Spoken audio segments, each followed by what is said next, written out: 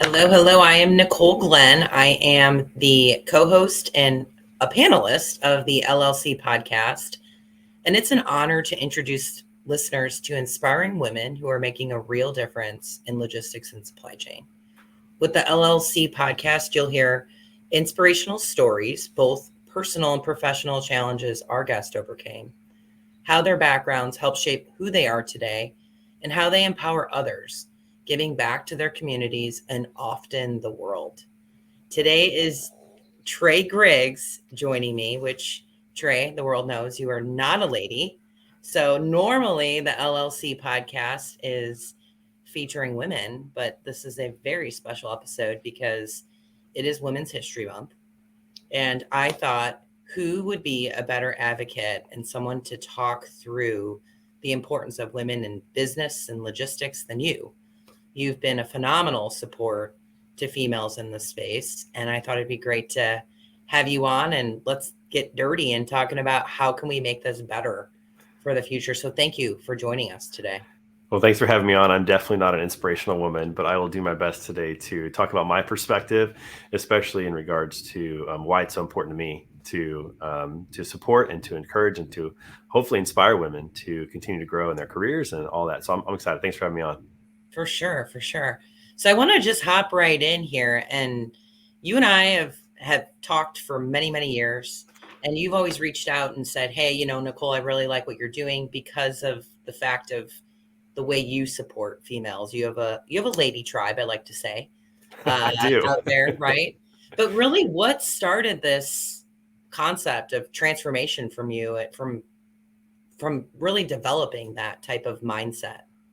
Yeah, I mean, it's kind of an interesting story, and I'll try to summarize as best I can. But I grew up from the age of 7 on with a single dad. So my parents got divorced, and I ended up living with my dad from age 7 to 16. And my dad really struggled with relationships with women. His mother was not necessarily a kind woman, and I think that shaped a lot of his views about women. And his negative views of women as really just being there for him, kind of objectifying women, obviously translated to me in many ways as a kid, because we get that influence from our parents, and that was the dominant influence in my life. So I grew up with this perspective that women were really there for me in a sense, for pleasure or for whatever, but not necessarily valuing them in the same way. And so that was a struggle, and it impacted my relationships. I struggled in relationships with women in high school and in college, and commitment and those types of things. And it was a huge challenge. And then I got married later in life, so I wasn't married too young. It took me a while to grow up. So I got married at age 27, and I think that helped quite a bit. And then we had our first child 2.5 years later, and it was a daughter, Hannah, who's now 15.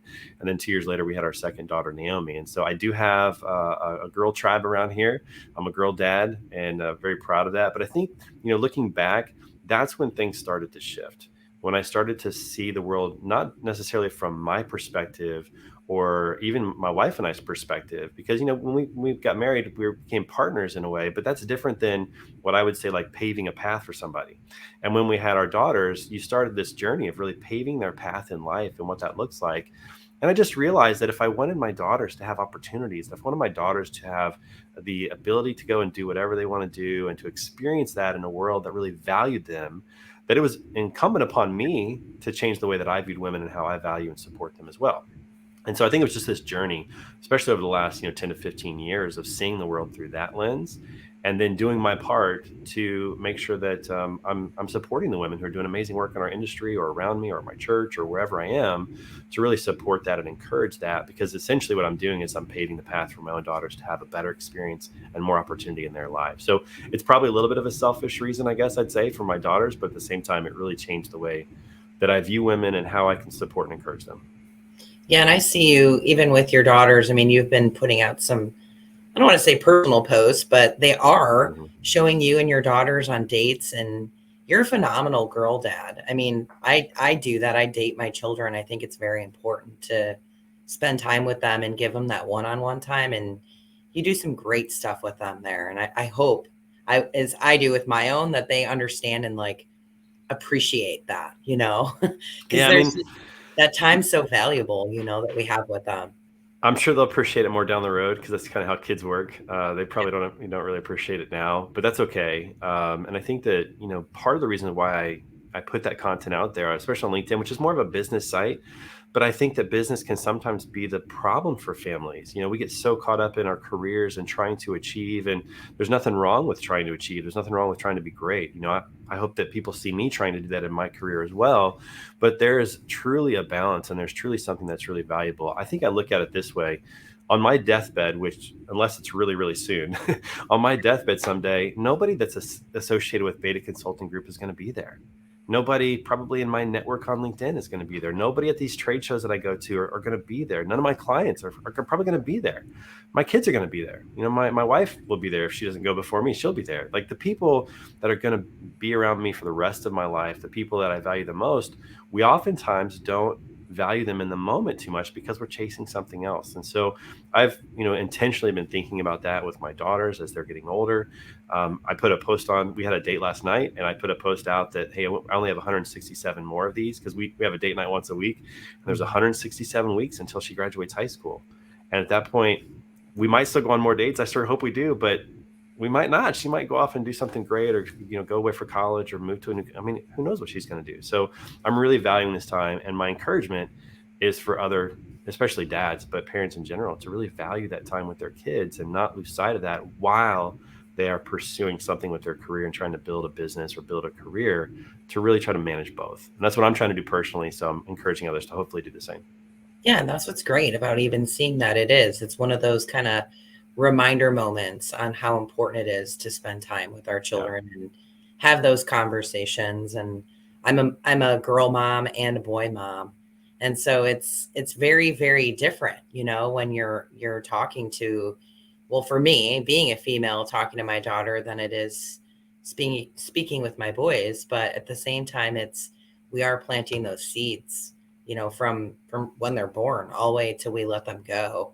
And watching them blossom and fly is the coolest thing. I mean, I have a 17-year-old, and she just makes some decisions that I'm like, okay, that has a little bit of like pepper of me throughout. You can tell it's her own decision, but there is a little bit of pepper in that mindset of, the values and the concepts that I've brought to her, and my husband's brought to her with integrity. So very, very cool. I wanted to and I'll just throw this out there as well. It's like, just to be clear, like, I'm totally messing my kids up. I'm a human being. I'm a parent. Like, my kids are getting messed up, and we're just trying to overcome that as much as we can with some of the right things that we're trying to do, And so we definitely don't get it right all the time. But in terms of trying to spend those date nights and covet those, that's been a really good experience. Plus, if I'm out on a date with her, then I know some boy is not out on a date with her. That's actually also quite comforting as well. Yeah, I get it. So I want to ask you this question, like, why do you feel that our space of logistics needs more diversity? Yeah, I think life in general needs more diversity. I had the privilege of growing up in a suburb of Kansas City called Raytown, which is a pretty diverse community. Back in the 90s, especially, and now it's still a very diverse community. I grew up with kids, of different, skin color, a different gender, of course, and got to experience the fullness of that. I was the only white guy on my basketball team growing up. So the basketball rides home from games, I was learning, rap music and different cultural stuff as well. And in different areas of high school life, I saw the beauty of diversity, of different opinions, of being challenged in my own opinions and being able to empathize with someone else's opinions. And I think that in life in general, we tend to kind of homogenize things. We tend to move towards things that are more like us because it's comfortable. But when we realize the beauty and diversity and what comes from that, of truly being challenged by ideas and by thoughts by other people, you always tend to end up with the best thought or idea. But if you tend to homogenize things and put people just like you around, a lot of times you lose that. You lose the different perspectives, you lose the different ideas, and it's just not quite as rich. And so from my early childhood, I saw that. And I don't think I realized it at the time, but certainly looking back now, I can see the beauty of that experience. And so within our industry, I think that men and women, speaking specifically about gender, men and women often view things slightly differently or value things slightly differently. And so when you put several of them in a room together and have a conversation about something important, you usually end up with really good perspectives and ideas that help all of us understand each other better and get to the best idea. And so that's why I promote that, not only, from a gender perspective, but also from, a cultural perspective, a race perspective, ethnic perspective. Like those things are really, really valuable to have differing opinions to get to the best ideas. I agree. I tell my team, I tell people all the time the challenging approach. So if you hear a perspective or an opinion that's different than your own, and it makes you stop and pause and challenge your thoughts or beliefs, that's when you actually start developing. That's when you start growing.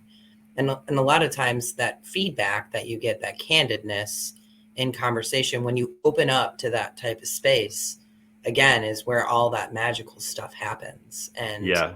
you see things in a different perspective sometimes.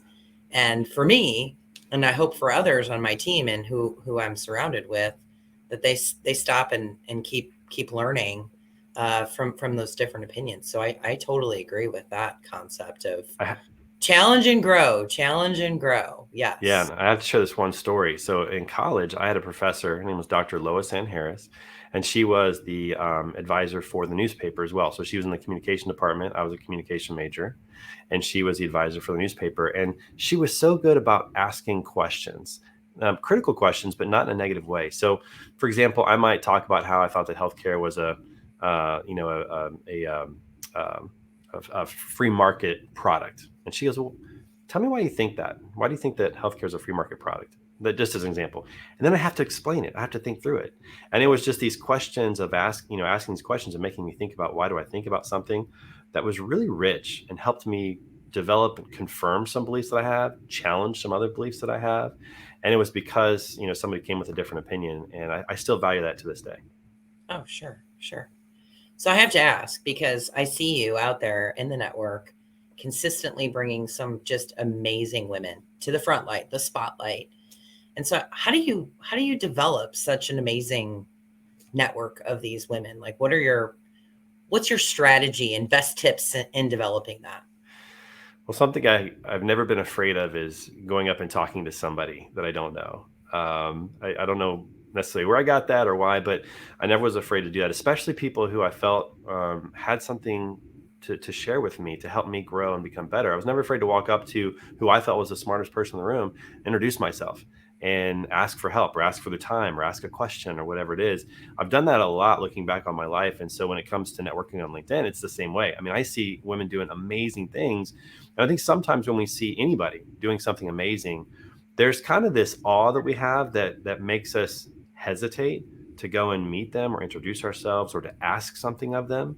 But what I've found is that really successful people and people who are truly like, doing things the right way, when somebody comes and asks them for help or for guidance or a question, I've rarely gotten a no. Those people who are successful understand that there's a responsibility to help other people along the way. And so that goes for men and for women. And so in my network, you'll see a real diversity of very successful women like Shelley Simpson and so many others, Don Silvigi Favier, yourself, and our friend Christy Knitchell, and so many others who are doing amazing work. And I guess I've never been afraid to introduce myself and to ask for their time or ask a question or ask for advice or whatever. I mean, you and I speak offline, and you've helped me tremendously as an entrepreneur, because you've been an entrepreneur ahead of me. You've done amazing things with your business. I need to learn those things. I want to learn those things. And who better than to ask you and these other women along with other men. So in my network, it's just very diverse because I've never been afraid to go and ask people for their time, introduce myself, ask for their opinions, ask for help. And that's been really beneficial. So I guess that's my best tactic is don't be afraid to introduce yourself to somebody who is doing great things, regardless of, their gender or who they are. Sure.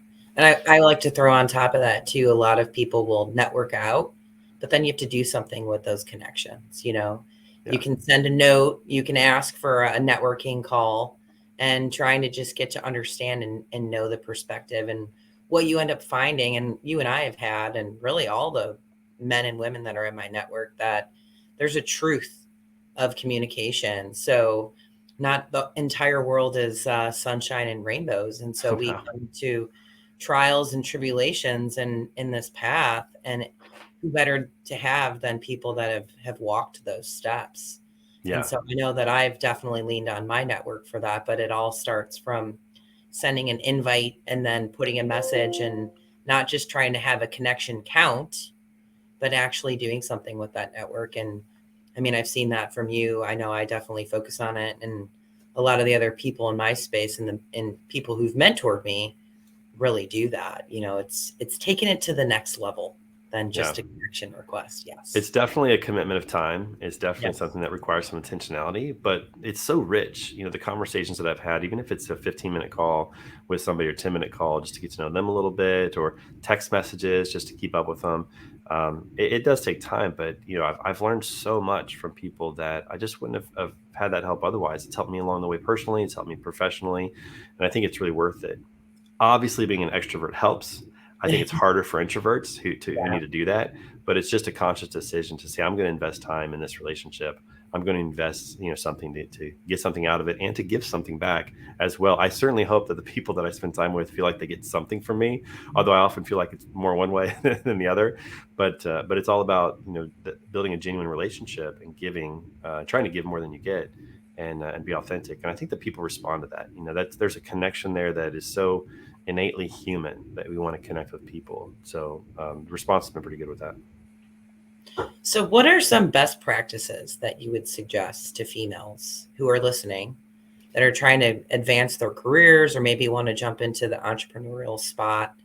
What would you say to them? Yeah, I mean, I don't know that I have much to really offer in that regard, because I can't fully appreciate the women's experience, but I do know that just in my talking with women like you and others, there's always a challenge, it seems like, for women to believe in themselves, to really believe that they have what it takes, or that they can try for things. Maybe I saw this study recently that said that if you're looking at an opportunity or a job or something like that, women often feel that they have to be fully qualified to apply, whereas oftentimes men don't have to feel fully qualified to apply. They'll apply anyways. And I think it speaks to this kind of maybe limiting belief, or the self belief that's just not quite there. So my encouragement is to really believe that you have what it takes, that you're going to be able to provide value, and you're going to be able to do a great job. It starts, I think, with that. It starts with believing in yourself. And again, I don't know if that's necessarily just for women alone, but I see that a lot in women I talk to, that there's this idea that, well, maybe I'm not quite ready for that. And I don't know, I guess maybe men were just a little bit more arrogant, or maybe foolish or stupid. I don't know. We just tend to just, well, whatever, we'll just figure it out, or we'll do it. And having that spirit of just go figure it out and try things and not be afraid, that's probably my best advice to offer. And again, I don't know if that's helpful to anybody or not, but I It see that from is. time to time. I talk about that all the time. I did a spotlight talk at Women in Trucking, and that was one of the emphasis that I spoke on is we have these check boxes, and if there's five, we want to hit five or four and a half Yeah. Yeah. and feel that we're not that far away from clicking number five before we dive in. And I truly believe that. And I've seen myself fall into that spot. And I think it's something that is developed in even our childhood years. It's girls are tend to like, well, don't climb on that. You might fall and get hurt, where it's like, that's a boy. He can do that. He'll climb up there. And I think some of that starts with even just those foundational concepts that, you got to be a certain this or certain that in order to accomplish. And, that's ultimately not true. So how do you do that with your daughters? Because I mean, if we're talking about this stemming at such a young age, like how do you let them know to live their best life and try to put themselves out there? Yeah, I think with my daughters in particular, it's been I think twofold. One is I've had to learn myself to not be afraid to try. I have some instances from my younger life where I was afraid to try, and I regret those, not trying those. So I tell those stories to my girls a lot about the regret that I have of not trying things. And then on the flip side is I encourage them just to try everything. Like just try it, just try it. See what happens, just try it. So that's a theme around our house, is that you have to try it, and see what it's like. An example is this is a silly example, but my youngest daughter, Naomi, and we go to the Indianapolis 500 every year. She loves it. She is huge into racing. She just loves the whole environment and all those. My oldest daughter and my wife are like, it doesn't sound like fun. I'm like, you just need to go once, just once. If you don't like it, it's fine, but you're going to go this year. You're going to do it once. So the theme around our house is just to try. And even if you don't feel ready, a lot of times you learn that you actually are ready, but only because you try. This happens a lot of times with my daughters whenever they're singing or whenever they're doing schoolwork. My oldest daughter had a test today. This is so apropos. She had a test today, and she was freaking out because she didn't know everything. She wasn't ready. Like checking those boxes, like you said, she Right. wasn't able to check all the boxes. And I said, listen, you've been learning this for the last couple of weeks. You're studying tonight. We're getting this ready. We were out last night at a date and we were studying about this. We studied it together. We talked about it. And then she went, and I just got a text from her before we came on this today that she got a 96 on the test. And it's like just reminding her, like she knows more than she thinks she knows. Give yourself a little credit, give yourself some grace. But that's one of the benefits of trying, is that you sometimes find out, oh wow, I am good at this, or I can do this. But you don't get that if you don't try. So around our house, trying is a really big theme for us. Right. And I would say that you're going to see men, women, anybody who does kind of in their mind before they actually talk about it. A lot of people do bite off more than they can chew. And the whole secret sauce out there is you're learning as you go. And so We're if you, all learning as we go. right, Nobody's got right. this figured out. I mean, we're all No, learning as we go, no, you I know. talk to CEOs that are in the $300 million spot and bigger. And then I talk to CEOs or even people in their careers that are trying to say build a brokerage or whatever it is. And it's the same concepts, Yeah. like I will hear over and over that, hey, I'm still figuring this out, or hey, I still have this same issue. And so this is very cyclical in life, right? Trying to put yourself out there and getting uncomfortable. You Yeah. talk about that a lot too, about being uncomfortable and trying different things to really propel yourself forward, for sure. Yeah. And, since starting Beta Consulting Group, I've had the opportunity to talk to a lot of founders and CEOs. I kind of find myself in different rooms now, which is pretty fun. Yeah. And the biggest takeaway from that is that literally we're all trying to figure this out. And, we all go through challenges and through struggles. And even if you think somebody's got it figured out, maybe on the outside or what you see, they're just dealing with the same stuff that everybody else is dealing with. They're dealing with, how do they, keep this boat afloat? How do they get the best out of their teams, put them in the best spot to win? How do they pay the bills, make payrolls taken care of? And then how do they pick up their kids from school and make sure that they're at soccer and their uniforms are clean? Like, it's all the same. We're all just trying to figure this out. And there's a comfort when you start to hear that from other, founders and CEOs. For me, for example, there's a comfort when you realize that this is how life is for everybody. And it's okay. Yep. It frees you up to just continue trying, continue figuring it out, continue solving the problems. That's just kind of the way it goes. Yep. So how do you feel that men could really support women in this space? Yeah, I mean, I can only kind of go off of what I see from my perspective, but it really is about, I think that as a man, as a white male, we'll just throw that out there. Like, there's a certain, I don't know, it's almost like this. Like when you go to, let me say it this way: when you go to a theme park is really designed for a couple to go or a family of four. It's not really designed for a family of five. That's just kind of how they've set it up. And so if you're a family of five, it's like it's harder. It's harder just to go to a theme park, right? So I think when we look at the world in which we live, there's certain, I guess, opportunities, or it's just easier probably for a white male to just navigate some of these things. But with that comes a responsibility, in my opinion, to make sure that we are supporting and encouraging everyone, especially women, with opportunities that they have. So, I'll give you an example from my team. So I have 4 people on my team, including myself, 2 women, 2 men. And, it would behoove me to not support the ideas and the work that the women on my team have in the same way that the men on my team have. Like that'd be silly. And so let me give you a great example. I have my Friday podcast, Word on the Street. And, I've kind of put that together myself. But then last year I hired Ruth, who is our podcast director, and she now helps run all the podcasts. She does a phenomenal job. Like, she's got great ideas. She's awesome with the guests. I mean, she's just tremendous. And her and Morgan came up with this idea of having, like, can we have a ladies only Word on the Street? Now, I could have said, no, that's not the show. I'm the host. Like, this is my show. Like, no. Or I could say, yeah, let's try it. Or I could say, well, what would that look like? And explore the idea a little bit, right? The first option would have been really bad. It would have just been wrong, right? Sure. So we ended up doing this all ladies show a couple weeks ago, Word on the Street, one of the best shows we've had. So now we're Yeah. going to have it as a regular show. It was neat to see, Jennifer Carpus Romaine hosted it, and it was neat just to see these women in the industry come together and talk about issues and talk about how we as men can, help support them and help them along, and things that they think about. Because when they were talking, if you go back and watch that episode, some of the things they were talking about never enter my mind. It's not my experience in life. So Mhm. hearing that from them just gave me such a better experience and a better perspective of what it's like. So I would say, to answer your question, making sure that you're including women in what you're doing, asking for their thoughts and their ideas, their opinions, their decisions, and then valuing those, and then acting on those. Like, that just shows anybody that you value what they do. And so, I think that's really important for men to do that, to just find ways to support them, to encourage them. And I know I feel like as I'm talking about this, I almost feel like I'm a gatekeeper. That's not true. We're not the gatekeepers, but there's a sense of like, we need to really support women and help them out. And that's what I think it is, like listening, acting on their ideas, seeing how things work out, providing opportunity. There's just a lot of ways that I think we can do a great job of supporting women in this industry. So, one more question for you then with this. I had a situation that was brought to my attention. So, we are trying to hire a COO at my company.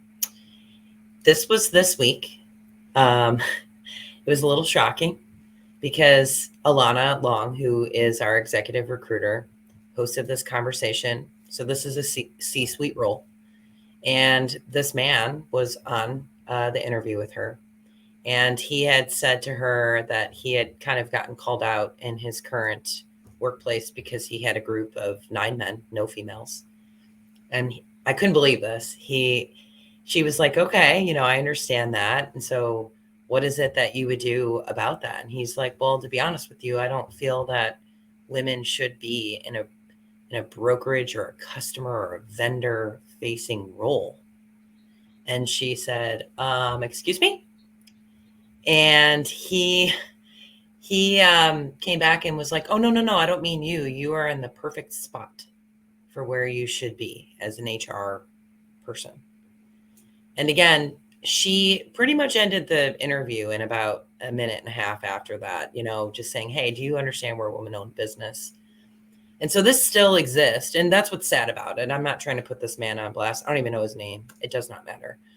The fact of the matter is that this is still living and breathing into our space. So how do you think that things are going to move forward? And what are some things that we need to do as a collective group to kind of weed this mindset out and make this transition to where it's a welcome space for really every gender, every person that wants to be in this industry? What do Yeah. you think with that? I mean, that's why I think it's incumbent upon men to really challenge those ideas, and really challenge that narrative, because it's not until we start talking about it. I'll say it like this. Sometimes we have to hear things from people like us to change. Let me give you an example. My kids are now at the age where if I tell them to do something, they might not do it.